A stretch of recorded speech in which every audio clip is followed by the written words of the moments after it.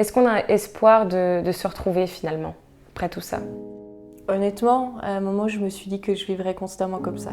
Je voyais tellement pas la lumière au bout du tunnel que je me suis dit, ok Fanny, tu seras constamment sous cacheton, tu seras constamment en thérapie, tu vas y mettre tout ton salaire alors que t'es comme ça et tu le resteras.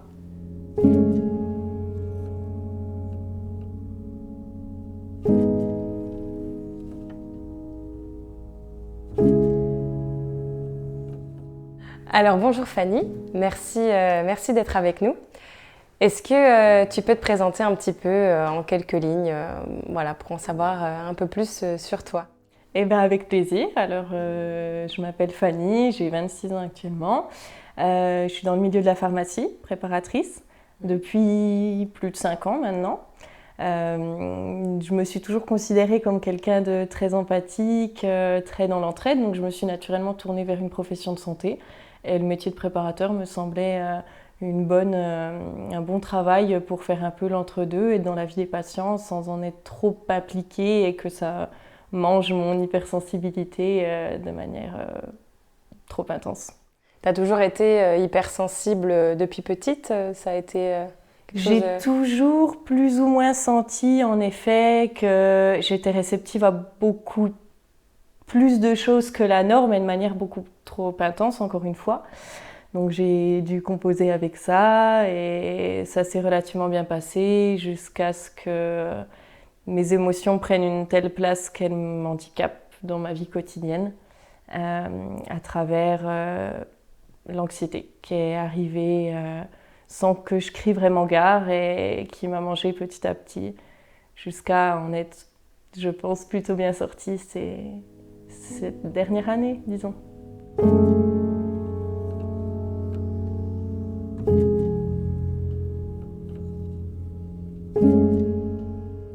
Disons que ça s'est manifesté de manière vraiment marquée, un peu du jour au lendemain. J'ai eu ces 5 dernières années des manifestations plus ou moins physiques, plus comme du surmenage. Arriver dans le milieu du travail juste après les études, c'est quelque chose de compliqué. Et j'ai pas eu d'études longues. Préparatrice, c'est 2 ans après un bac, mais c'est de l'apprentissage. Donc on est toujours baigné quand même dans ce milieu du travail. Mais de devoir, après le diplôme, être considérée comme une préparatrice à part entière, ça m'a quelque peu déboussolée. Moi qui n'ai jamais eu une grande confiance en moi, c'est pour ça que j'ai essayé de la chercher, cette confiance à travers le théâtre ou les formes d'expression physique.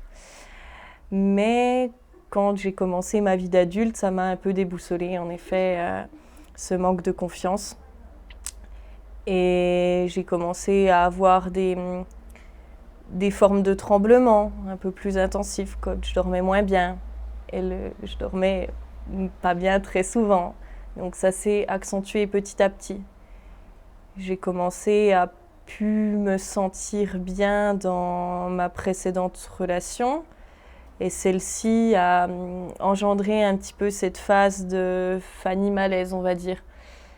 Mais je me suis mis toute seule une forme de pression qui a fait que je n'étais pas assez forte et assez épaulée pour affronter ces émotions qui m'ont traversée.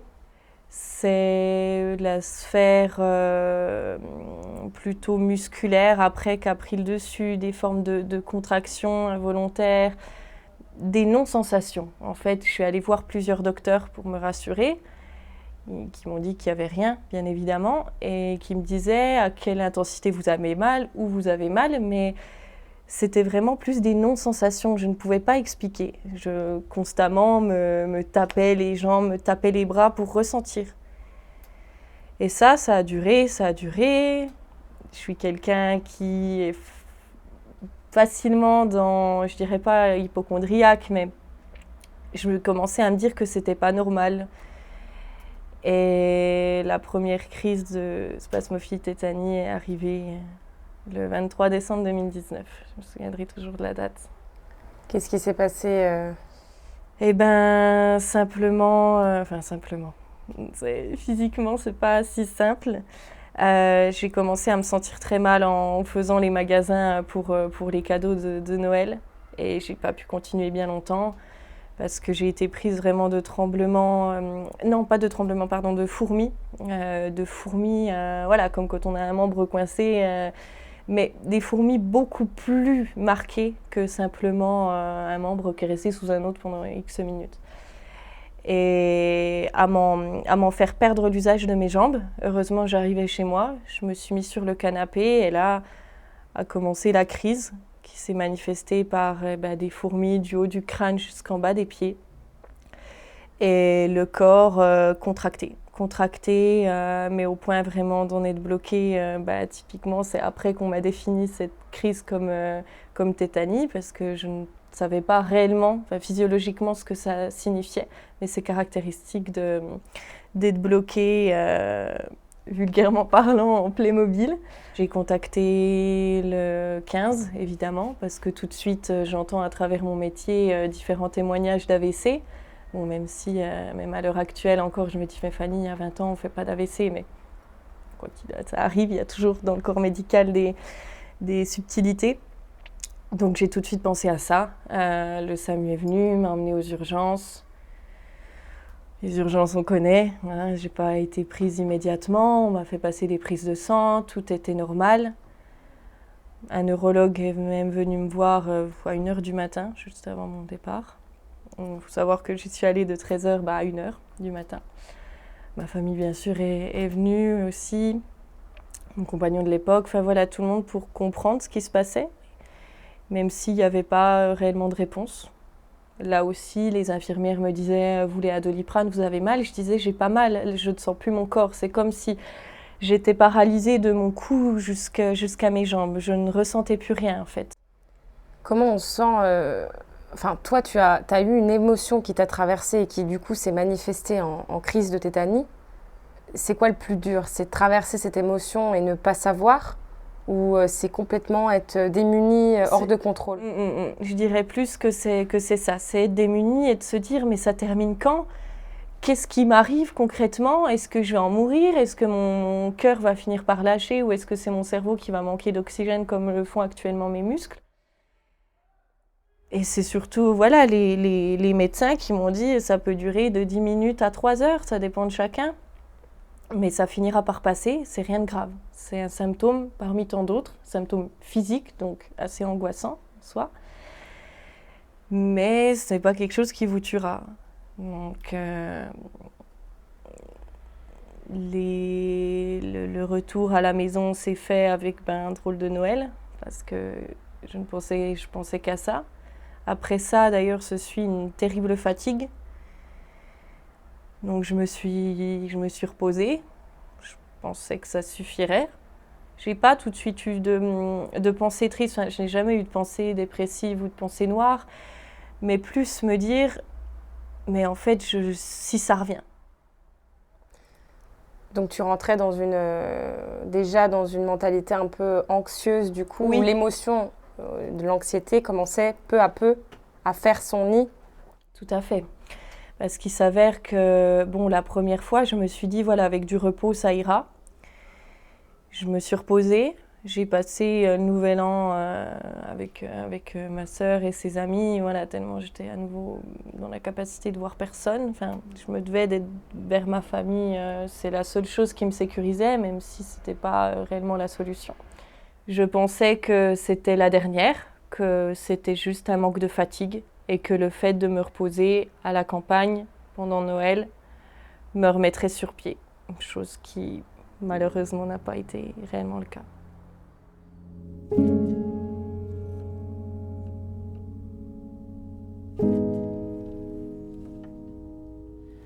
Donc le 23 décembre 2019, tu as ta première crise. Comment concrètement les mois vont se suivre juste après? Les mois suivants et les années, parce que je garde encore un souvenir très douloureux au présidentiel dernier, donc en 2022.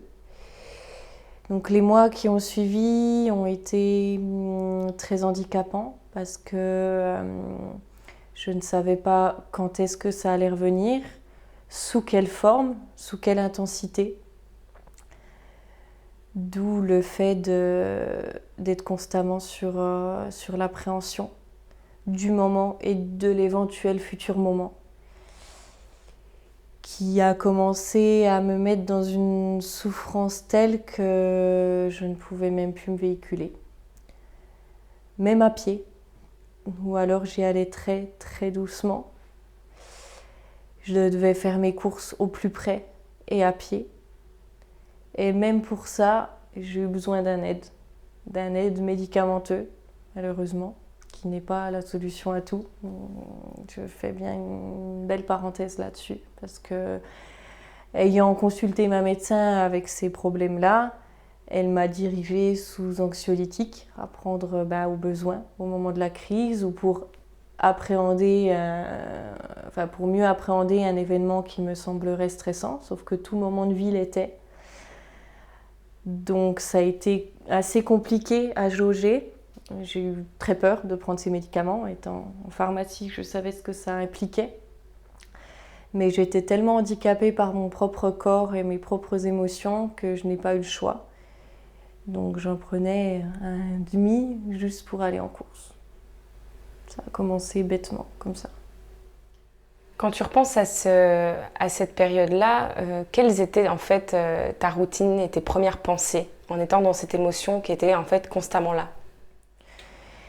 Ma routine était que je me levais difficilement parce que mes nuits étaient mauvaises et sitôt que mes yeux s'ouvraient, à nouveau la boule au ventre de devoir revivre une journée qui ne me fait justement pas vivre, paradoxalement. Aller au travail en pleurs, revenir en pleurs, parce que j'étais dans un tel nuage, j'étais dans une telle brume que j'étais là-bas sans être là-bas. Donc on suivit évidemment des petites erreurs, je me mettais à une tâche et je passais à une autre en oubliant la première. Et j'étais malheureuse parce que je voyais que ça n'allait pas dans ma vie, mais pour autant, je ne voyais pas de solution. En fait, l'émotion négative qui à la base était physique t'a amené à un vrai questionnement, même si les solutions à l'époque n'étaient pas encore là, un vrai questionnement sur ta personne. Oui. Oui, parce qu'ayant donc commencé à développer un manque de confiance en soi avant toutes ces histoires de crise de tétanisme spophilie, bien sûr, j'ai commencé à être de moins en moins à l'aise avec moi-même et surtout dans ma relation. Je me suis beaucoup effacée, mais de manière complètement involontaire et seule pour le coup. J'ai toujours considéré la personne avec qui j'étais plus importante, plus charismatique que moi je l'étais, sur un piédestal en quelque sorte, et je me suis effacée comme ça. Et cette angoisse, ce manque de confiance en soi, s'est manifesté de manière constante, au point justement d'en perdre mes valeurs et de ne plus savoir qui j'étais. Et c'est en décembre 2022, suite à mon jeune statut de célibataire, fin de ma relation, que je me suis dit « Ok Fanny, là t'es seule, physiquement et psychologiquement, mais quels en étaient tes socles premiers, avant même cette relation ?» Donc ma famille, évidemment, mes amis d'enfance, mes parents, mes amis d'enfance, que je remercie beaucoup, qui m'ont fait prendre conscience des choses, de la phase un petit peu de réduction de soi-même que j'ai parcourue, et qui ont réussi à me dire « T'étais tellement fermée, t'étais tellement seule, on a connu une Fanny tellement pétillante, tellement pleine de vie, qu'on a vu cet escalier, cette pente descendante.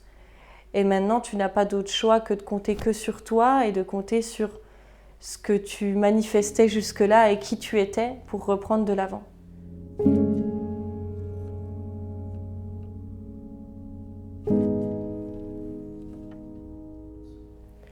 Quelle a été en fait la première lueur positive qui justement t'a aidé à rebalancer dans un mindset, on va dire, positif, quoi. Je dirais que principalement, c'est le fait de me retrouver seule. Ce qui s'est passé, c'est que j'ai commencé à reprendre contact avec des personnes que j'avais involontairement mises de côté. Quand on se met dans une relation sérieuse, on fait forcément des concessions qui sont encore une fois involontaires, hein, j'entends. Mais du coup, je me suis dit, ok, en fait, je n'ai pas tout perdu. Et c'est comme ça que naturellement, j'ai retrouvé des anciennes relations amicales. Je me suis rapprochée de ma famille. Et ma grand-mère paternelle est partie en février qui a suivi. Et c'est à ce moment-là, quand on a dû tous se retrouver, bon, de manière du coup assez triste, mais ma grand-mère, c'est quelqu'un qui réclamait de partir depuis des années. Et quand elle est partie, en fait, ça a éclairé tellement de choses en moi. Je me suis dit, ben, la vie, c'est terminé, mais la vie continue. On regarde, on est à table, il y a les petits-enfants, il y a les arrière-petits-enfants, il y a les familles, les cousines, les tantes d'Italie qui sont descendues, et c'est beau en fait. Et on était tous autour d'elle. Et juste, elle était belle comme elle l'a jamais été. Elle dormait en fait paisiblement. Et là, j'ai trouvé à nouveau une unité. Et les angoisses sont parties parce que, en fait, elles étaient tellement minimes comparées à tout ça. Et ce qui m'a marqué, c'est que on m'a toujours dit, Fanny, je serai là quand ta grand-mère partira.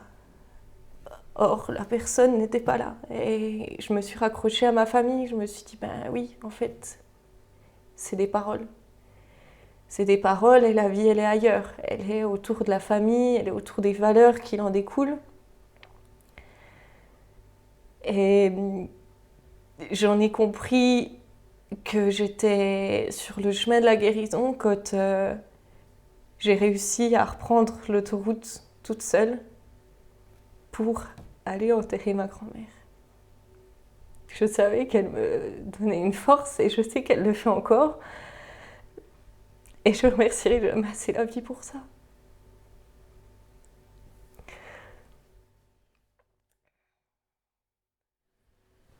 La famille, elle y est pour beaucoup donc sur le chemin de ta guérison. Tu parles de ta grand-mère. Tu parlais aussi tout à l'heure de ton thérapeute. Comment tu dirais que la thérapie a également changé ta vie ou la manière dont tu te voyais? Comment ça s'est passé?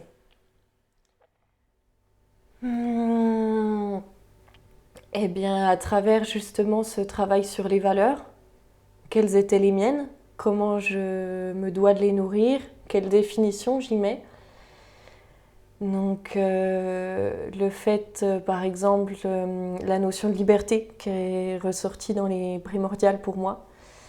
J'ai réussi à nourrir cette valeur tout doucement, en réussissant à reprendre le train, à accompagner ma meilleure amie vivre à l'étranger, chose que je lui ai toujours promis.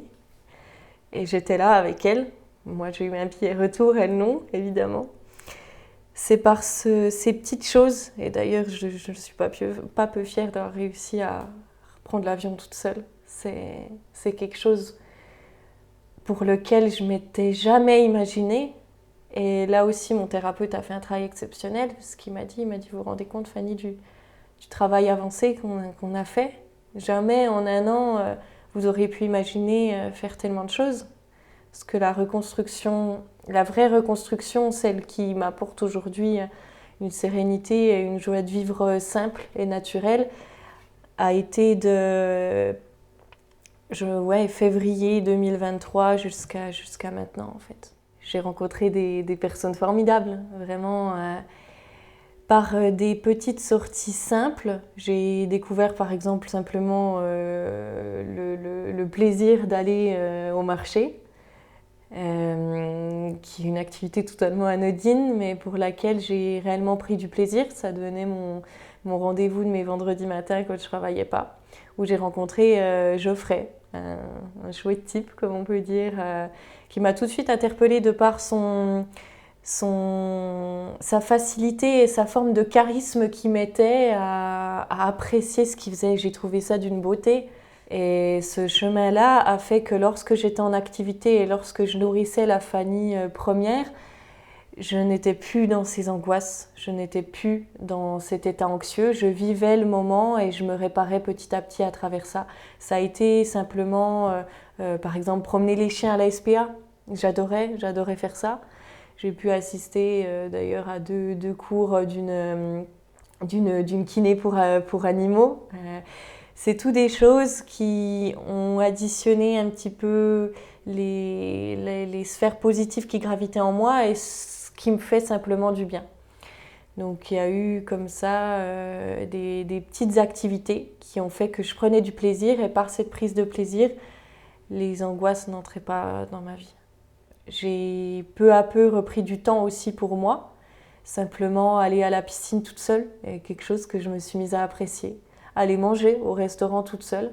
J'adorais quand je ne travaillais pas l'après-midi, aller manger mon faux filet avec mon verre de chardonnay. Des choses simples de la vie en fait qui jusque-là je m'étais interdit par peur de perdre mes moyens en société. C'est-à-dire, tu faisais que de cultiver, comme tu l'as dit, cette Fanny, Voilà. la base de ta personne. Je me devais d'être dans le travail constant parce que sinon j'avais peur de repartir dans les travers de vraies crises, même si je savais plus ou moins que ces travers prenaient une certaine distance quand même.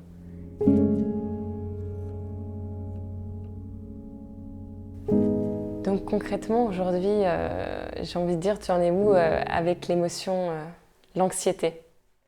Eh bien, il s'avère qu'elle est toujours auprès de moi, mais avec une certaine distance. C'est une émotion qu'on ne peut pas sortir de sa vie aussi facilement. Quand j'ai des sentiments qui me sont trop intenses ou des moments de vie trop intenses également, ça revient. Ça revient, mais j'ai toujours cette plus ou moins facilité à les gérer. Je sais maintenant comment réussir à atténuer la chose. Ça faisait 2 ans et demi que j'en avais pas faite et j'en ai eu une en janvier dernier. Donc, qui s'est manifestée simplement à nouveau par les mains crispées. Donc c'est là que l'anxiété a parlé et m'a dit « Fanny, je suis toujours là. Ne crois pas être réparée. » Mais pour autant, ça s'est simplement manifesté par donc, des crispations involontaires musculaires.